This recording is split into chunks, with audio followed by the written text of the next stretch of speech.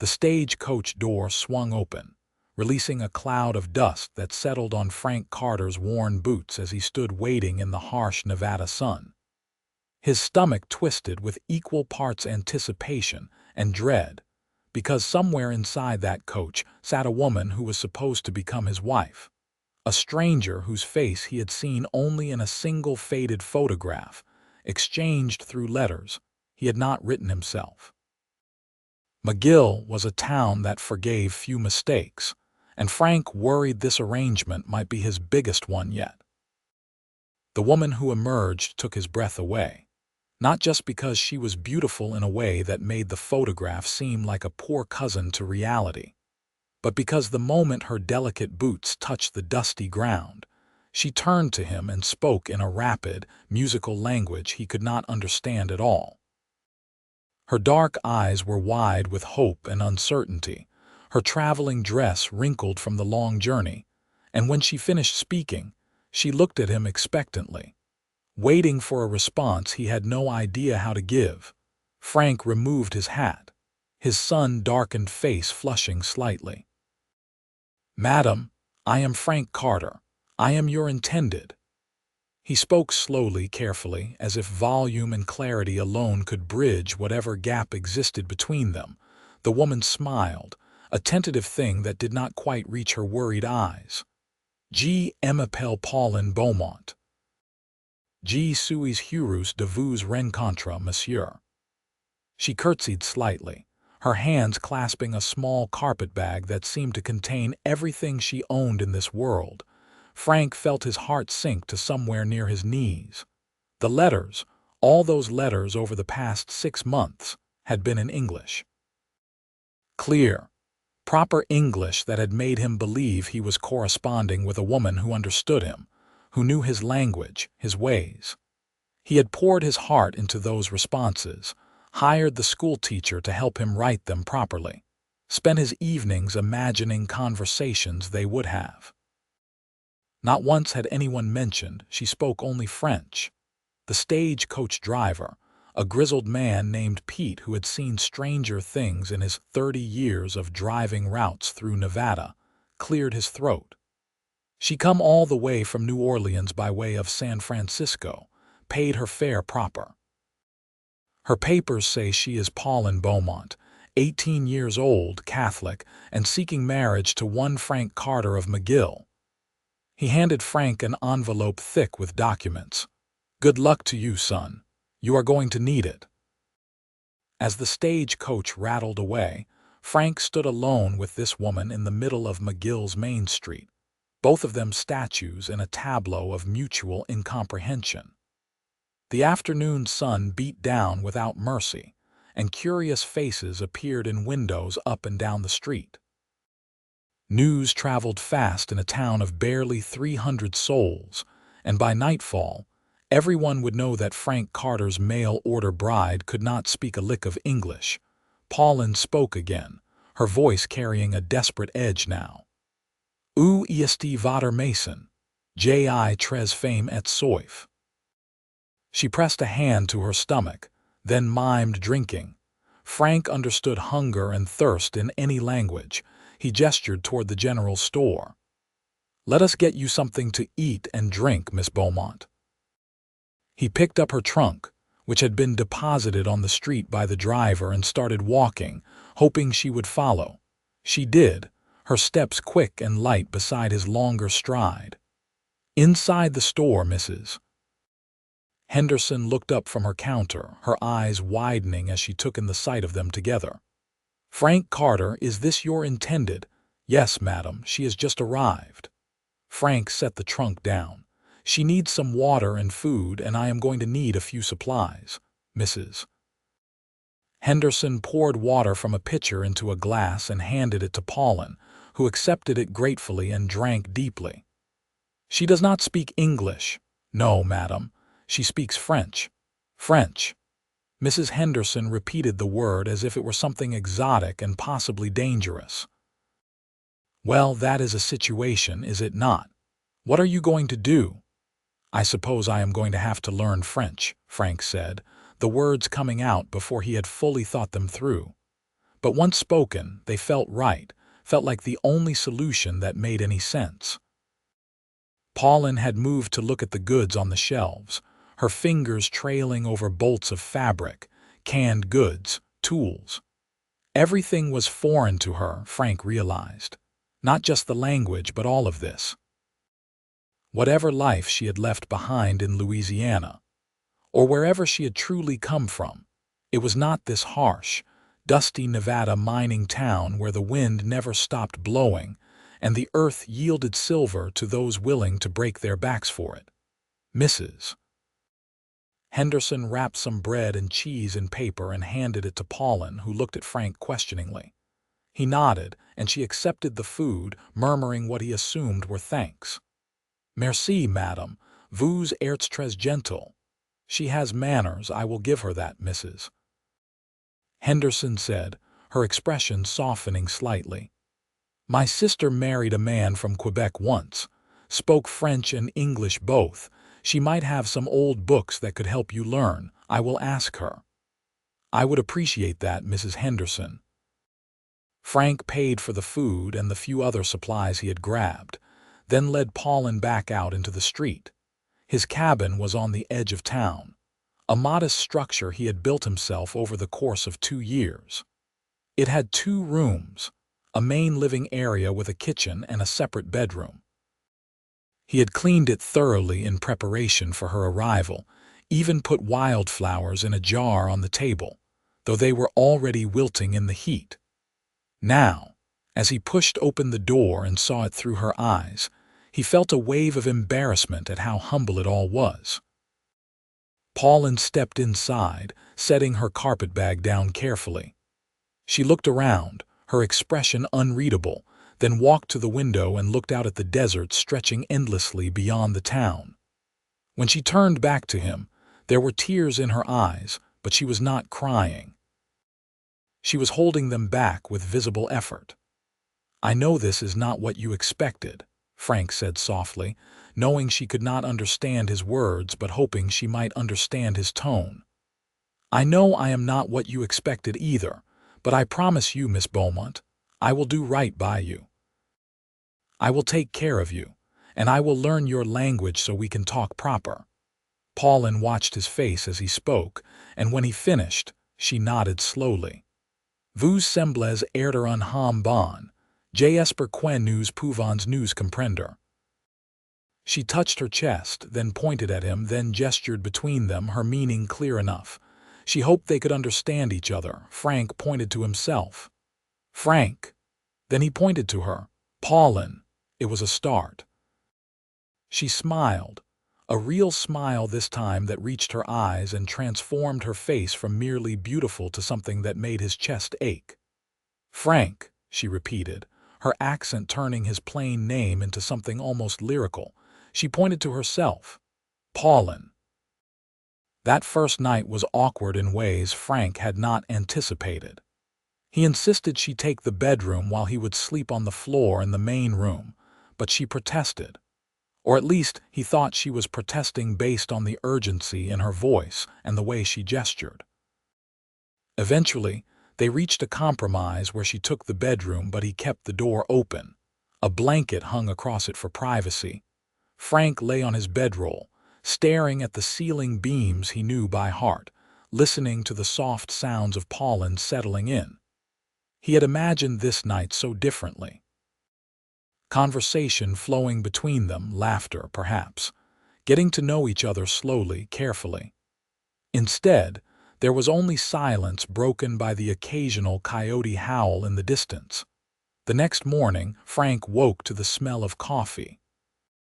He sat up, disoriented, and saw Pauline had somehow figured out his stove and was preparing breakfast. She had changed from her traveling dress into a simpler work dress, her dark hair pinned up in a practical style. When she saw he was awake, she smiled and pointed to the food. "Petit déjeuner," she said. Frank stood, running a hand through his hair. "Breakfast," he replied, pointing to the same food. "Breakfast," Pauline repeated carefully, the English word clumsy in her mouth. They ate together in near silence, but it was a different kind of silence than the night before. This one held possibility. After breakfast, Frank had to go to work at the silver mine where he made his living. He tried to explain this to Pauline through gestures, pointing to himself, making digging motions, pointing at the sun to indicate he would return when it was lower in the sky. She nodded, understanding. Travail. G comprends. She made a sweeping gesture around the cabin, indicating she would stay there, take care of things. Frank hesitated at the door, wanting to say something, anything that might reassure her or bridge the vast gulf between them. Finally, he just touched his hat and said, "I will be back, Pauline." At the mine, his co-workers peppered him with questions. Most of them were curious, some were amused, but none were cruel about it. They were all men far from home, far from whatever families they had left behind or lost. They understood loneliness and the strange bargains people made to ease it. His closest friend at the mine, a Mexican man named Diego, laughed when Frank explained the situation. "You need to learn French. My friend, I know how hard it is to learn a new language. When I came here, I spoke no English. It took me 2 years to speak well." "I do not have 2 years," Frank said, swinging his pickaxe at the rock face. "I have a woman in my house I am supposed to marry, and I cannot even tell her good morning proper." "So you learn fast," Diego said, shrugging. "You start with the important words: food, water, sleep. Yes, no. Please, thank you. You build from there." That evening, Frank stopped by Mrs. Henderson's store on his way home. She had 3 old books waiting for him, their covers worn and pages dog-eared. "These are from my sister. Basic French lessons," she says. "Also a dictionary, though it is not complete. She says good luck, and to invite you and your bride to dinner once you can communicate better." Frank accepted the books gratefully, tucking them under his arm. When he reached his cabin, he found it transformed. Pauline had spent the day cleaning, organizing, making the space more livable. She had even attempted to repair the wilted wildflowers, replacing them with sage and desert blooms she must have gathered from nearby. She greeted him at the door with a smile, taking his hat and gesturing for him to sit while she served dinner.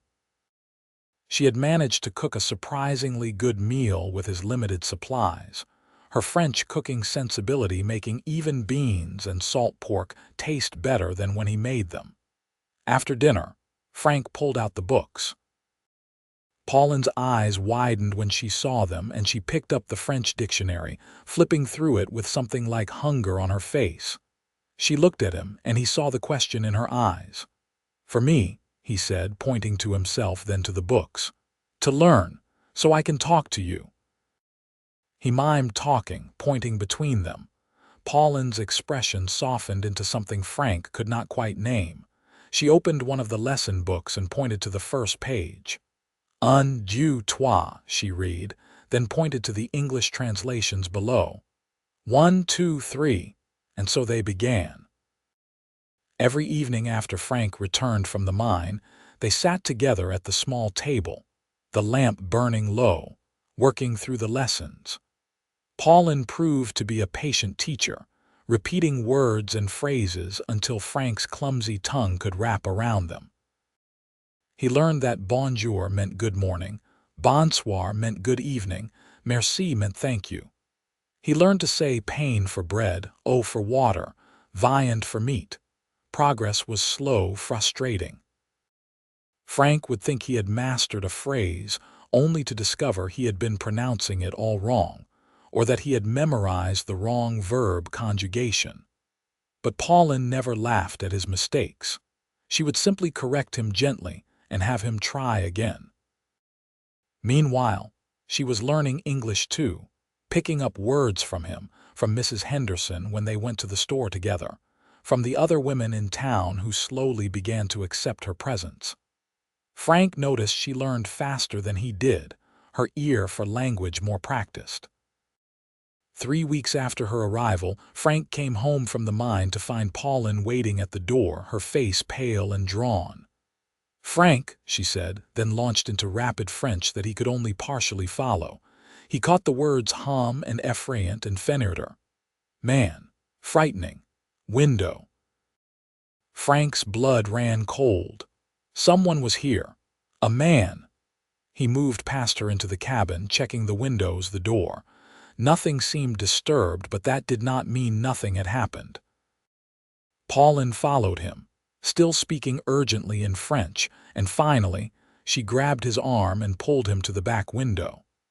She pointed outside to where footprints were clearly visible in the dust, leading up to the window and then away. Frank felt anger rise in his chest. Someone had been spying on her, frightening her while she was alone. He turned to Pauline, forcing himself to speak calmly in his halting French. "Est-ce que tu as vu l'homme?" Did you see the man? She shook her head. "Non, j'ai entendu seulement." No, I only heard. Frank made a decision. "Demain, tu viens avec moi." Tomorrow you come with me. He could not leave her alone anymore, not if someone was prowling around. The next day, Frank brought Pauline to the mine. The foreman raised an eyebrow but did not object when Frank explained the situation. Pauline spent the day in the small office where the foreman kept his records, safe and supervised. It was not ideal, but it was better than leaving her vulnerable. That evening, Diego offered a suggestion. "There is a man in town, old Pierre.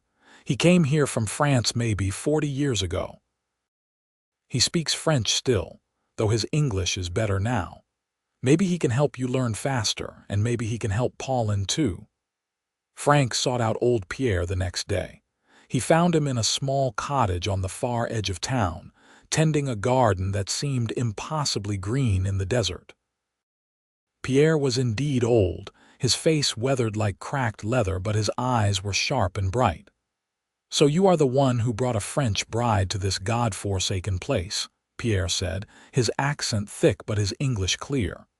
"Bring her to me. We will talk." When Frank brought Pauline to meet Pierre, her face lit up in a way he had never seen before.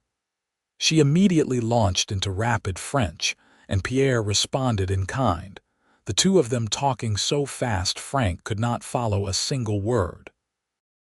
But he saw the relief in Pauline's posture, the way she relaxed for the first time since arriving in McGill.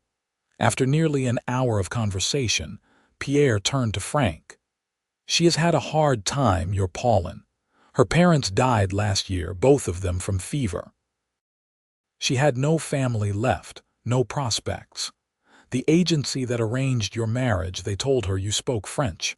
They lied to her, just as they apparently lied to you about her speaking English." Frank felt his jaw tighten. He had paid that agency good money, sent them letters written with the schoolteacher's help. They had assured him the match would be suitable. "She wants to go back." Pierre translated the question, and Pauline's response was immediate and firm. She spoke at length, her hands moving expressively, and Pierre listened carefully before turning back to Frank. "She says no. She says going back would mean the convent or worse. She says you have been kind to her, respectful. She says she wants to make this work if you do." Pierre paused, studying Frank carefully. "She also says she thinks you are handsome, but she is too shy to say so to your face." Frank felt his ears burn red. He looked at Pauline, who was indeed blushing, her eyes downcast. "Tell her," he said slowly. "Tell her I think she is the most beautiful woman I have ever seen. Tell her I know this has been hard, but I am trying. Tell her I want to make this work too." Pierre translated, and Pauline looked up at Frank, her eyes shining. She said something soft that made Pierre chuckle. "She says she is glad she got on that stagecoach, even though she was terrified. She says maybe God knew what he was doing after all."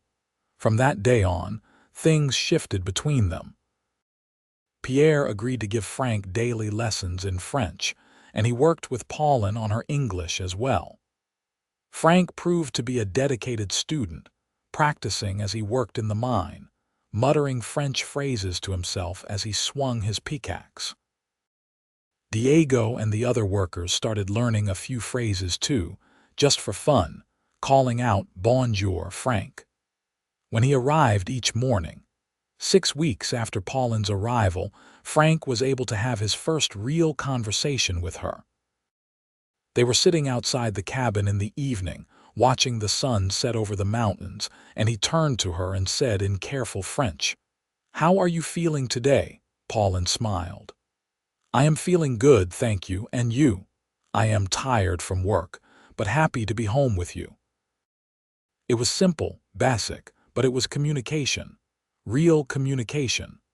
Pauline reached over and took his hand the first time they had touched beyond accidental brushes. Her hand was small and warm in his, and Frank felt his heart race. "Frank," she said softly, then continued in French. "I want to thank you. You did not have to learn my language. You could have insisted I learn English only, but you have worked so hard to meet me where I am. That means everything to me." Frank squeezed her hand gently. "You left everything you knew to come here. The least I can do is learn to speak to you proper." They sat in silence for a while, hands linked, watching the stars emerge one by one in the darkening sky. Frank thought about how much had changed in just 6 weeks.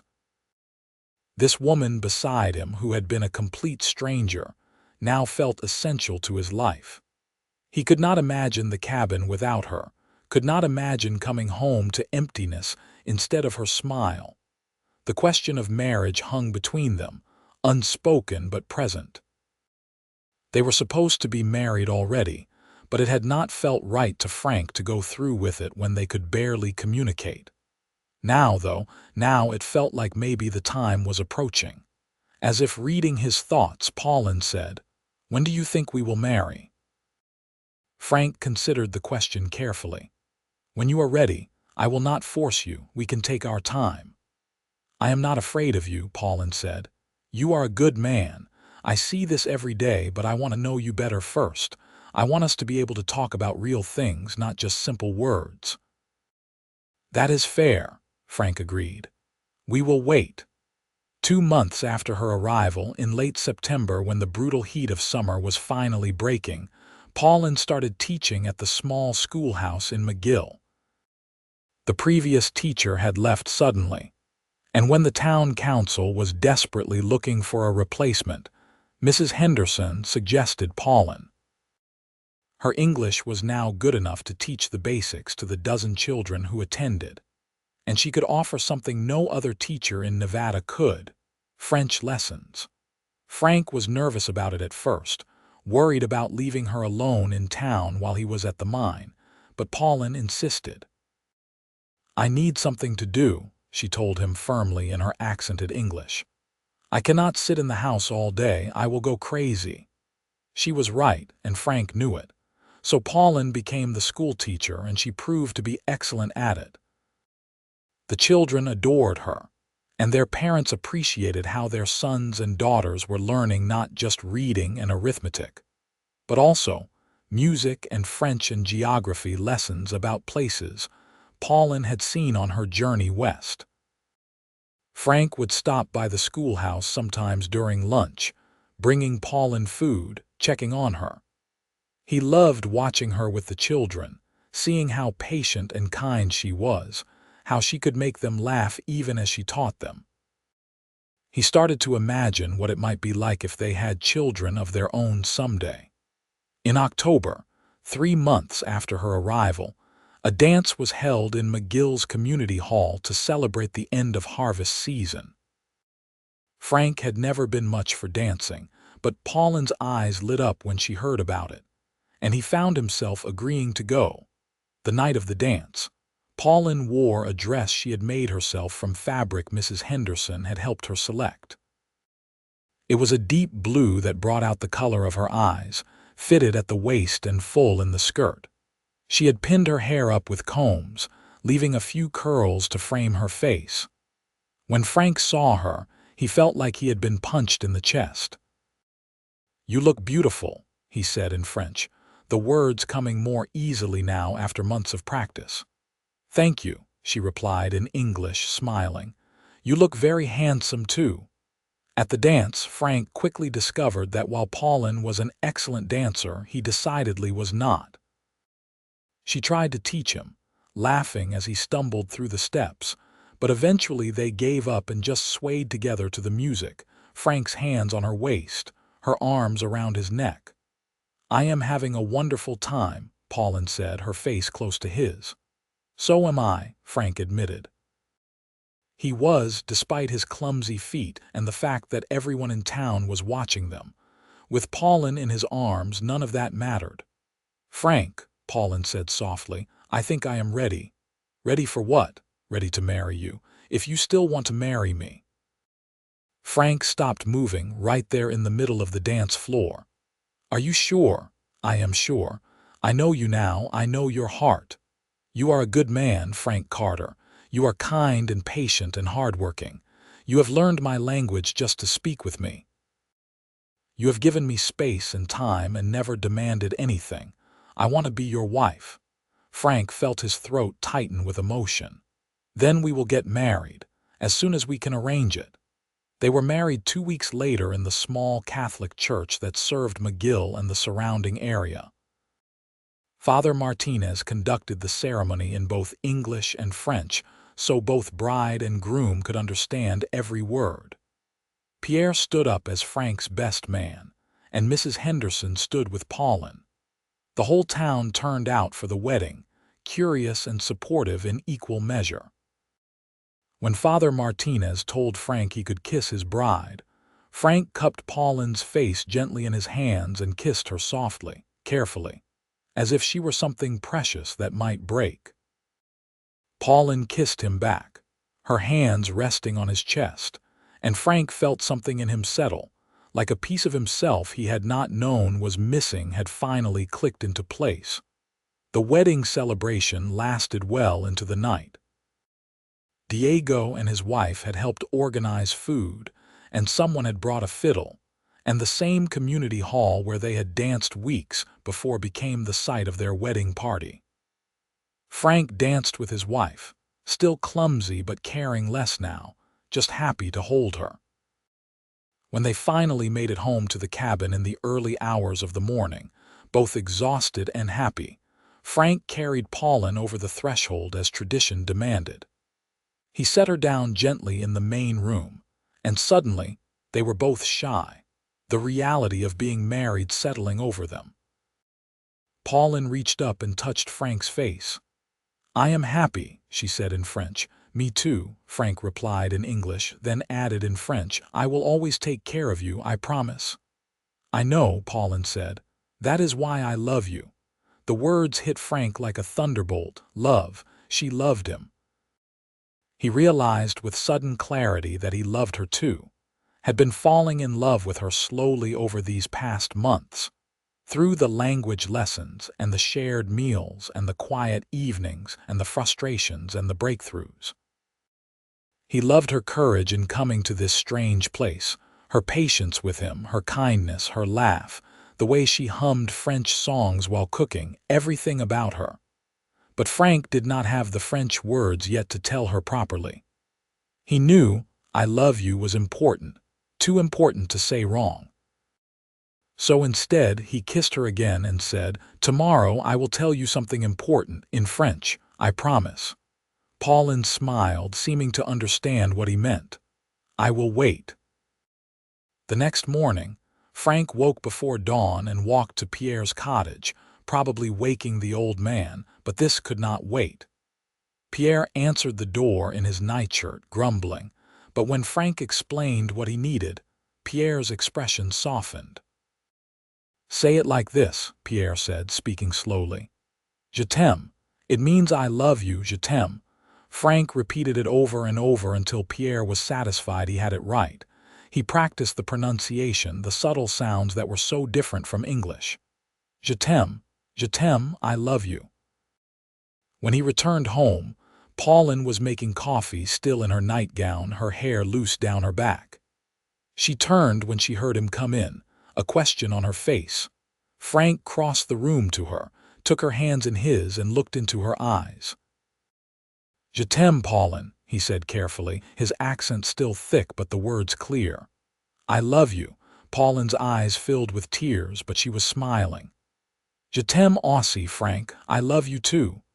They held each other in the morning light, and Frank felt a peace he had never known before. This woman who had arrived speaking only French, who had seemed like such an impossible match, was now his wife, his partner, his love. Learning her language had not just been about communication. It had been about showing her that she mattered, that he was willing to meet her where she was, that her voice and her words and her thoughts were important to him. Their first year of marriage was not without challenges. There were still misunderstandings, moments when the language barrier rose up between them. There were hard times when the mine had a slow month and money was tight. There was the harsh Nevada winter that first year, colder than Pauline had expected, and she spent weeks huddled near the stove, missing the milder climate of Louisiana. But through it all, they had each other. Frank continued his French lessons with Pierre, and Pauline's English improved steadily. They developed their own way of communicating, mixing both languages freely, creating something that was uniquely theirs.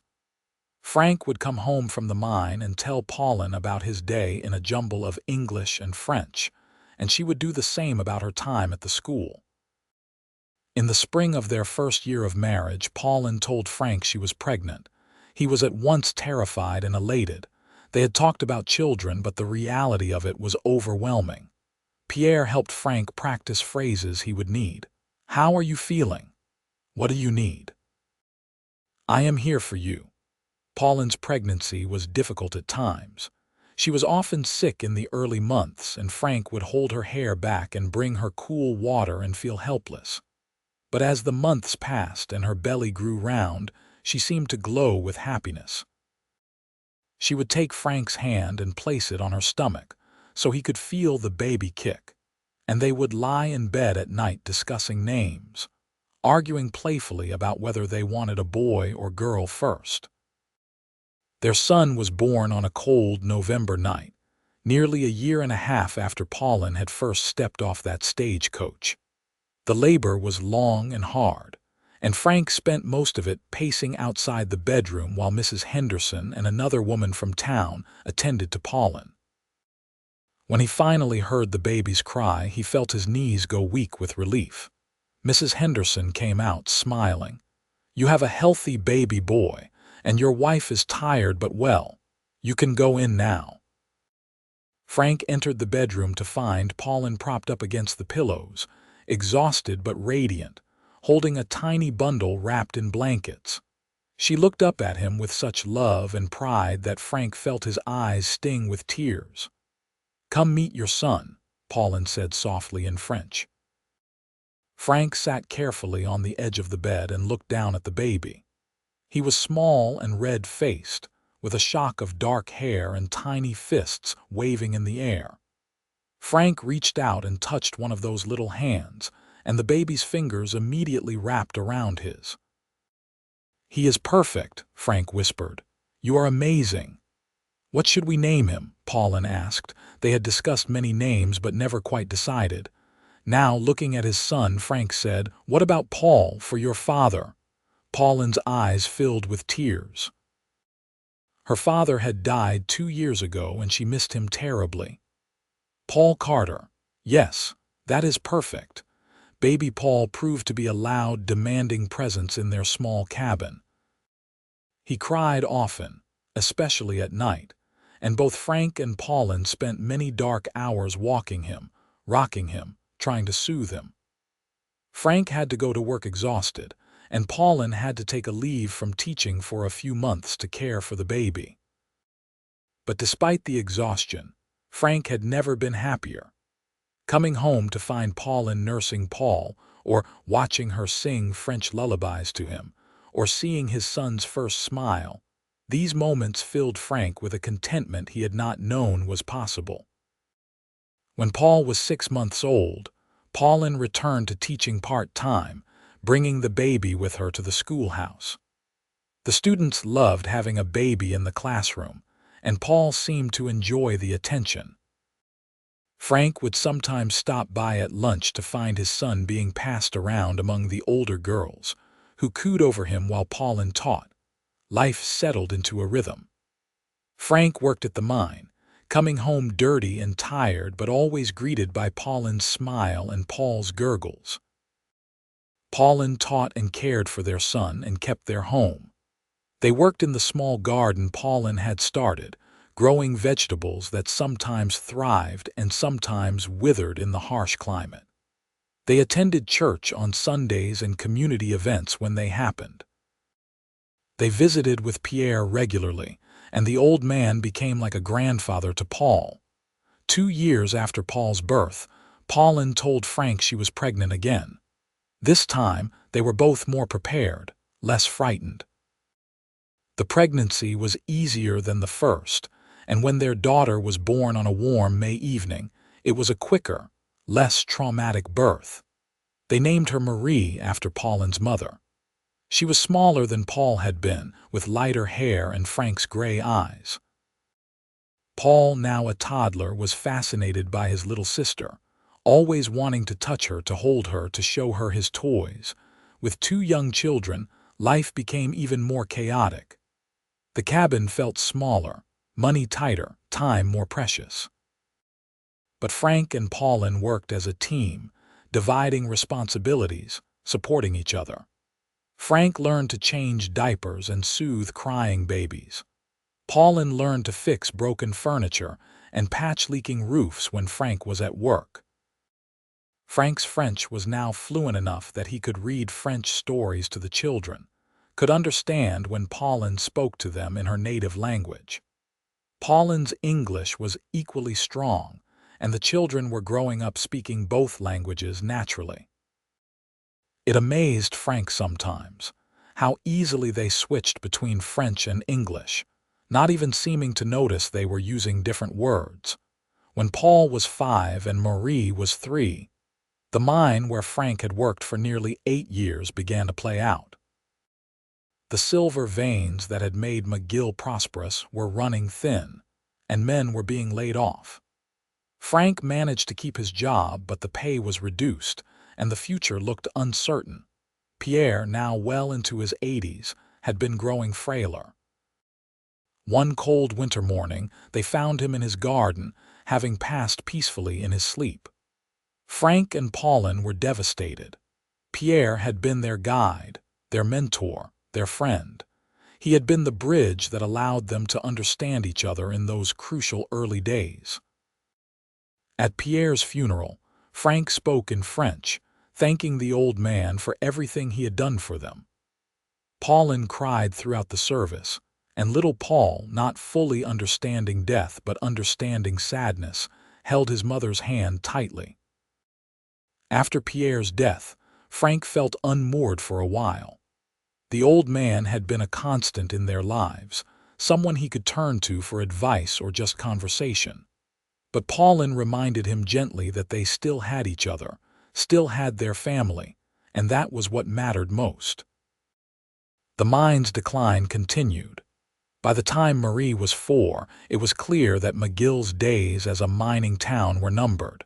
Families were leaving, seeking opportunities elsewhere. The school where Pauline taught was down to just 8 students. Mrs. Henderson closed her store and moved to Carson City to live with her sister.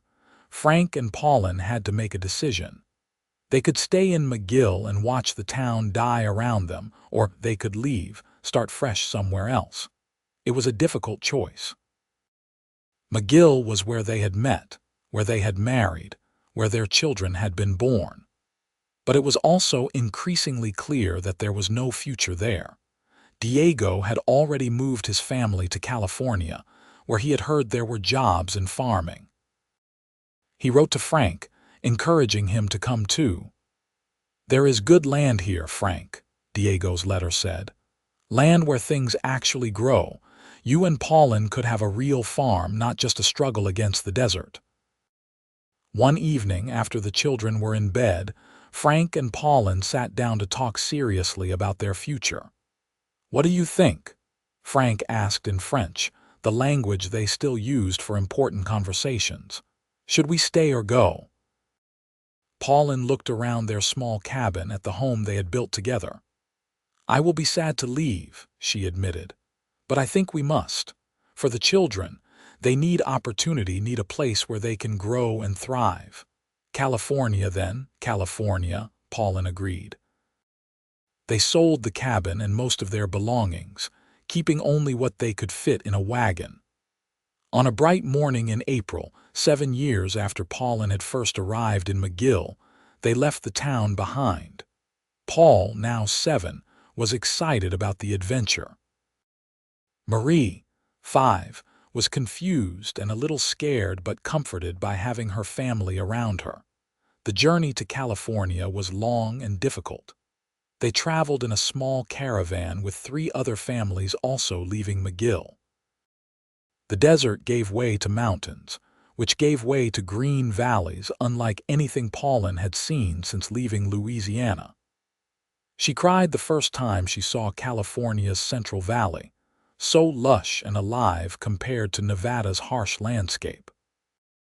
Diego had helped them secure land near his own property, a modest farm with actual soil, actual water. Frank knew nothing about farming, but he was willing to learn, and Diego and the other farmers in the area were patient teachers. Pauline was thrilled to have earth that would grow things, and she immediately began planting gardens and orchards. Their first year in California was hard. Farming was different from mining, required different skills, different rhythms. Frank made mistakes, planted the wrong crops at the wrong times, struggled with irrigation. But slowly, with help from their neighbors and his own stubborn determination, he learned. Pauline found work teaching at the local school, which was larger and better funded than the one in McGill had been.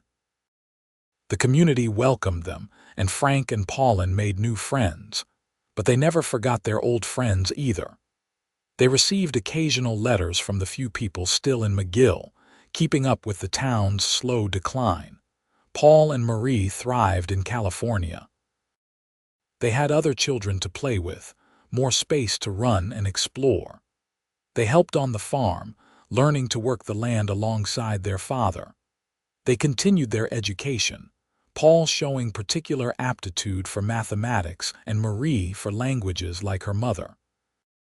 3 years after moving to California, Pauline gave birth to their 3rd child, another daughter they named Claire. She was born in the farmhouse Frank had expanded room by room, in the bedroom that overlooked the orchard they had planted together. Frank held Pauline's hand through the labor and was there to welcome his daughter into the world. Claire had red hair, which neither Frank nor Pauline could quite explain until Frank remembered that his grandmother had been a redhead. She was a joyful baby, always smiling, rarely crying. Paul and Marie doted on their little sister, and the house was filled with laughter and noise and life. The farm gradually became prosperous. Frank never got rich, but they had enough. They grew wheat and vegetables and had fruit trees that actually bore fruit. They had chickens and a cow and a horse. They had neighbors who became friends and a community that embraced them. Frank continued to improve his French, determined to keep up with his children, who spoke it as naturally as English. At night, he and Pauline would lie in bed and talk about their day, sometimes in French, sometimes in English, sometimes in their unique mixture of both. "You ever regret it?" Frank asked one night when Claire was still a baby. "Getting on that stage coach to Nevada, coming to marry a stranger." Pauline was quiet for a moment, considering. "I was terrified," she admitted. "When I arrived and realized we could not understand each other, I thought I had made a terrible mistake. But then I saw how you tried, how you worked so hard to learn my language. No one had ever done something like that for me before. You learned French just so you could talk to me, Frank. How could I regret that?"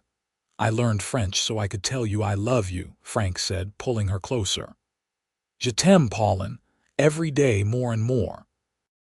Je t'aime aussi, Pauline replied, kissing him softly. Every day, more and more. Over the years, their farm grew and their family remained close. Paul grew into a thoughtful young man who eventually studied engineering in San Francisco, writing long letters home in both English and French. Marie became a teacher like her mother, taking a position at the same school where Pauline taught. Claire, the baby of the family, showed an early talent for music and could often be found at the piano Frank had somehow managed to buy, playing pieces her mother taught her. Frank and Pauline aged together, their hair graying, their faces lining, but their love never diminishing. They would walk through their orchards in the evening, hand in hand, marveling at what they had built together. A life, a family, a home. On their 25th wedding anniversary, their children threw them a party.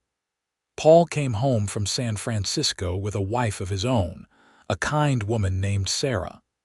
Marie brought her beau, a young teacher from Sacramento. Claire, now 17 and beautiful, played piano while friends and neighbors filled the farmhouse with celebration. Frank stood to make a toast. His 3 children and all their loved ones gathered around. 25 years ago, he said in English, then repeated in French. I waited in McGill for a woman I had never met. When she stepped off that stagecoach and I realized we could not understand each other, I thought my life was over. He smiled at Pauline, who was watching him with tears in her eyes. Instead, it was just beginning. Learning French was the best thing I ever did because it let me know this woman, really know her. And knowing her, loving her, building this life with her, that has been my greatest joy. He raised his glass. To Pauline, the bravest woman I know. Je t'aime, mon amour. Je t'aime, Frank, Pauline replied, and everyone cheered. Later that night, after everyone had gone home and the children were in their old rooms, Frank and Pauline sat on their porch watching the stars. It was a clear night, and the sky was filled with more stars than Frank had ever seen in McGill, though perhaps he just noticed them more now. We did good, did we not? Pauline said, resting her head on Frank's shoulder. We did, Frank agreed. We did real good. 3 wonderful children. A beautiful home. Friends, community, love. What more could we ask for? Nothing, Frank said. This is everything. They sat in comfortable silence, the kind of silence that only comes from decades of knowing someone completely.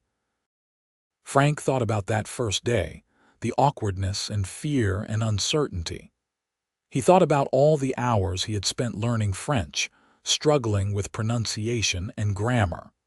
He thought about the moment he had first said je t'aime and seen Pauline's face light up. Every struggle had been worth it. Every moment of confusion and frustration had led them here, to this perfect, quiet evening, surrounded by the life they had built together. Frank squeezed Pauline's hand. Want to know a secret? Always, Pauline said. I still practice French in my head sometimes, making sure I remember everything. I never want to lose it because it was how I won your heart. Pauline laughed softly. You won my heart by caring enough to learn it, not by speaking it perfectly, though your French is very good now.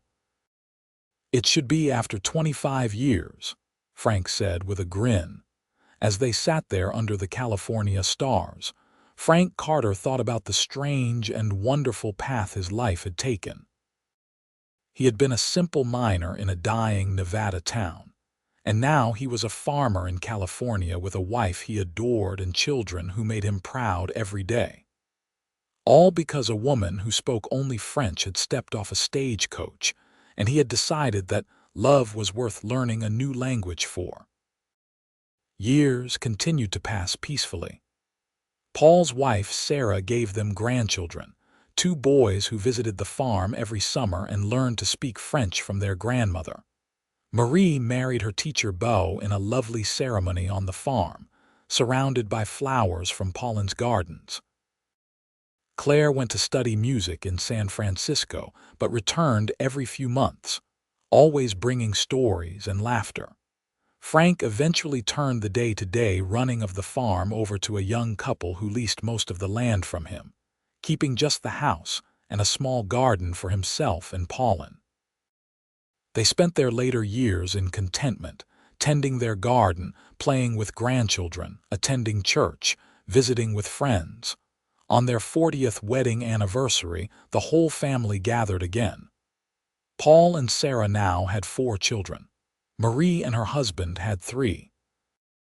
Claire had married a musician and had 2 daughters who showed the same musical talent as their mother. The farmhouse overflowed with grandchildren and noise and love.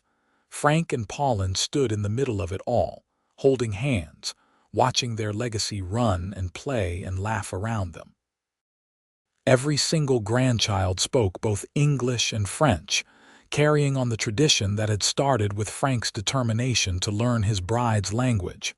40 years, Pauline said, shaking her head in wonder. How did we get so old? Gradually, Frank replied with a smile. Very gradually. That night, lying in bed, Pauline said, Frank, I need to tell you something. Frank felt a flicker of concern at her serious tone. What is it? I want you to know that you have made me happier than I ever thought possible. When I left Louisiana, I was so alone, so scared. I thought I would spend my life being lonely. But you gave me love, gave me family, gave me a home. You learned my language just to tell me you loved me. That is the most romantic thing anyone has ever done. Pauline, let me finish, she said gently. I want you to know that every day with you has been a gift. Every single day. Even the hard ones, even when we struggled, even when we disagreed. All of it has been good because we were together.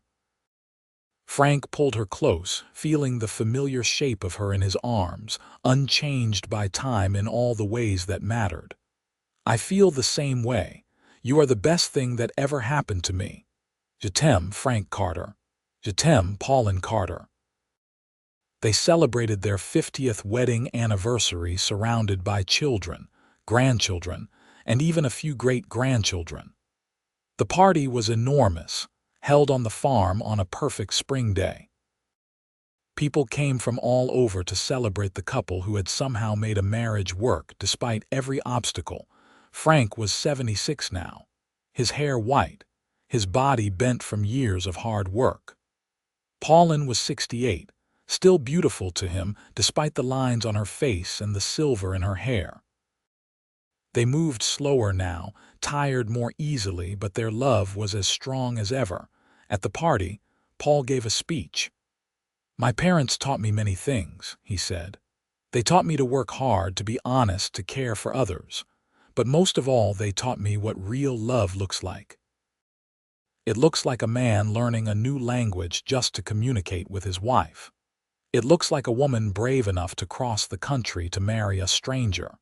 It looks like 50 years of partnership, of facing everything together. Marie added, Mom used to tell us that love is not just a feeling, it is a choice you make every day. She and Dad chose each other every single day for 50 years. That is what we should all aspire to. Claire, always the emotional one, simply said through tears, Thank you for showing us what love is. Thank you for giving us this family. Thank you for everything. Frank and Pauline stood together, overwhelmed by the love surrounding them. Frank looked at his wife and saw not an old woman, but the beautiful girl who had stepped off the stage coach all those years ago, brave and scared and hopeful. He saw every version of her, the new bride struggling to communicate, the young mother with their babies, the determined farm wife, the beloved grandmother, all of them existing simultaneously in his heart. Je t'aime, he whispered, the words as true now as the first time he had said them. Je t'aime, she whispered back, her eyes full of love and joy and contentment. They lived several more years in peace and happiness. Frank passed away first at the age of 81, peacefully in his sleep beside the woman he had loved for over half a century. His last words, spoken to Pauline as she held his hand, were Je t'aime, mon amour, Je t'aime pour toujours. I love you, my love. I love you forever. Pauline mourned him deeply, but found comfort in their children and grandchildren and great-grandchildren. She lived another 3 years, spending them on the farm they had built together, tending the gardens, playing piano with Claire's daughters, teaching French to the youngest great-grandchildren, telling stories about Frank and their early days in McGill. When Pauline passed away at 74, she was surrounded by family. Her last words were in French, spoken so softly that only Marie, holding her mother's hand, could hear them. Je viens, Frank, j'arrive. I am coming, Frank. I am on my way. They were buried together on a hill overlooking the farm, under a tree they had planted on their 5th wedding anniversary. The gravestone bore both their names and a simple inscription in both English and French. Together always. Ensemble pour toujours. The story of Frank and Pauline became family legend, passed down through generations. The story of how a cowboy learned French just to tell his mail-order bride he loved her, how they built a life together despite every obstacle, how they loved each other for more than 50 years. Their grandchildren told it to their children, who told it to their children. The farm remained in the family, passed down through the years. The house was expanded and modernized, but the original cabin where Frank and Pauline had lived that first year in California was preserved carefully. Great-great-grandchildren would visit it and try to imagine what it must have been like for their ancestors, meeting when they could not understand each other, falling in love across a language barrier. But the real legacy Frank and Pauline left was not the farm or the house or even the story. It was the lesson they taught about love, that real love requires effort and sacrifice and the willingness to meet someone where they are. Frank learned French not because it was easy, but because Pauline was worth the effort. And Pauline stayed and built a life with him not because it was comfortable, but because he showed her every day that she mattered. They taught their descendants that love is not just about grand gestures, though learning a new language certainly qualified as one. Love is also about the small, daily choices, making coffee the way your spouse likes it, holding hands while watching the sunset, saying je t'aime every night before sleep, building a life one day, one moment, one choice at a time. The farmhouse still stood a century later, now a historical site, carefully preserved by the family. Visitors could walk through the rooms where Frank and Pauline had raised their children, see the piano Claire had played, read the letters Paul had written home from San Francisco. There were photographs on the walls, capturing moments from their 50 years together. But the image that drew the most attention was a simple photograph taken on their 40th anniversary. Frank and Pauline sitting on their porch, holding hands, looking at each other with such love and contentment that it radiated from the old photograph. Visitors would stop and stare at that picture, moved by the obvious depth of feeling between the elderly couple. Underneath the photograph was a placard telling their story, how Pauline had arrived speaking only French, how Frank had learned her language to tell her he loved her, how they had built a life, a family, a legacy together. The placard ended with the words Frank had said in his anniversary toast. Learning French was the best thing I ever did, because it let me know this woman, really know her. And knowing her, loving her, building this life with her, that has been my greatest joy. People would leave the farmhouse museum touched and inspired, reminded that real love still existed, that it was possible to overcome any obstacle if two people were willing to try. Young couples would visit and promise each other that they would face their challenges the way Frank and Pauline had faced theirs, with patience and determination and love. And so the legacy continued, generation after generation, a testament to what began on a dusty street in McGill, Nevada in 1873, when a cowboy named Frank Carter met a French woman named Pauline Beaumont and decided that love was worth any effort, even learning an entirely new language. Their story proved that sometimes the best things in life come from unexpected places, from taking risks, from being willing to step into the unknown. Most of all, their story proved that love, real love, can overcome anything. Language barriers, cultural differences, hard times, uncertainty, all of it could be conquered by two people committed to each other and willing to do the work. Frank learned French to say je t'aime, but in doing so, he learned so much more. He learned patience and dedication. He learned that vulnerability could be strength. He learned that the effort you put into love is returned 1,000-fold. And Pauline, brave Pauline who got on that stagecoach despite her fears, learned that taking a chance could lead to joy beyond imagining. She learned that home was not a place but a person. She learned that love could be found in the most unexpected circumstances, with the most unexpected people. Together, they learned that a life well lived is built on love, family, hard work, and the courage to keep choosing each other every single day. They created something beautiful and lasting, something that endured long after they were gone.